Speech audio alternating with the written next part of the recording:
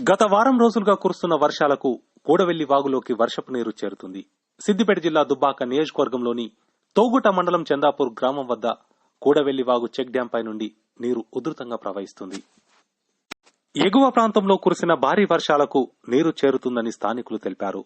వర్షాకాలం ప్రారంభమై నెల రోజులు గడిచినప్పటికీ నేటికి వాగులోకి నీరు పూర్తిగా నిండక ఆందోళనకు గురవుతున్న రైతులకు ఇప్పుడు ఉపశమనం కలిగింది.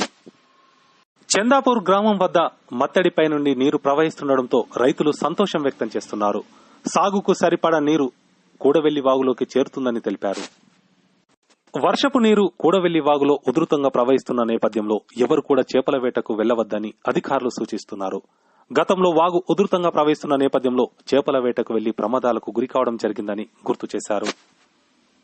వాగు సమీపంలో ఉండే రైతులు అప్రమత్తంగా ఉండాలని సూచించారు.